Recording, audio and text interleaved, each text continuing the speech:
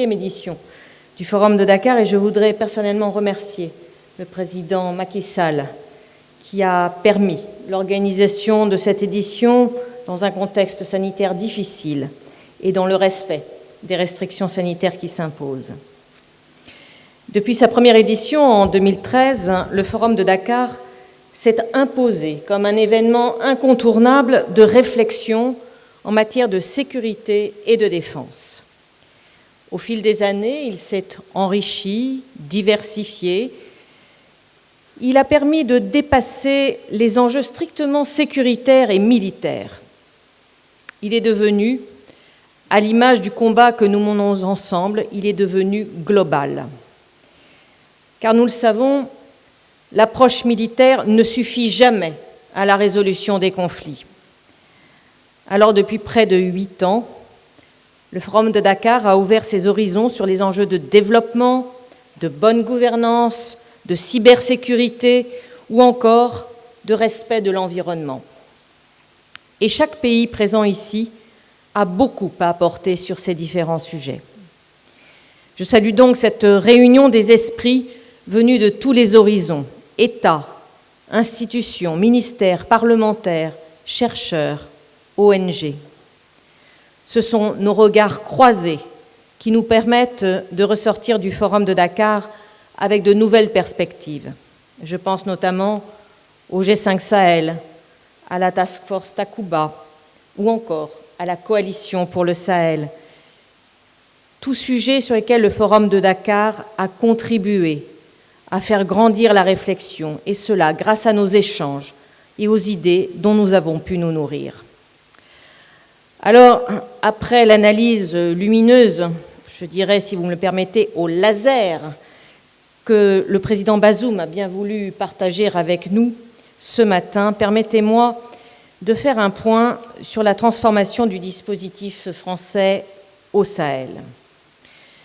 Comme vous le savez, la France a entamé la transformation de son dispositif militaire au Sahel. C'est une décision que nous avons prise en concertation avec l'ensemble des partenaires du G5.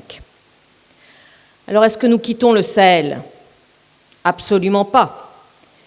Tout le but de cette transformation, c'est d'aller vers plus de coopération. Notre but, ce n'est pas d'agir à la place des États sahéliens. Notre but, c'est d'agir avec eux. Plus les armées des pays du Sahel seront fortes, plus nous serons efficaces dans la lutte contre le terrorisme. Plus les États eux-mêmes seront en capacité de répondre aux besoins de leur population, plus nous pourrons durablement mettre en échec les projets mortifères de ces groupes terroristes. Alors la France n'a pas d'agenda caché au Sahel, et prétendre le contraire, c'est faire le lit du terrorisme. Tous ceux qui attisent les discours anti-français jouent pour un autre camp, dont les intérêts semblent profondément diverger de ceux des États sahéliens et des populations qui, rappelons-le, sont les premières victimes du terrorisme. Les intérêts des États sahéliens, quels sont-ils ? La stabilité, la paix et le développement. Il se trouve que ce sont également les nôtres. Notre engagement, pour lequel nous avons à de trop nombreuses reprises payé le prix du sang, aux côtés des armées partenaires qui l'ont payé elles aussi, ô combien. Cet engagement, nous le poursuivrons avec force et détermination. Et dans la poursuite de ces objectifs, notre plus grande fierté, c'est d'avoir vu la communauté internationale, en particulier les Européens, se mobiliser avec nous au sein de la mission de formation de l'Union européenne, les EUTM, mais aussi dans la force Takuba. Takuba, ce sont 10 pays européens qui décident d'aller au combat avec le Mali et en coordination avec le Niger. Nous serons 12 début 2022 et nous serons 15 dans les mois qui suivent. Ce combat que nous menons ensemble nécessite une mobilisation de tous les instants et il faut du courage politique pour l'emporter. Alors, il ne faut pas succomber au mirage.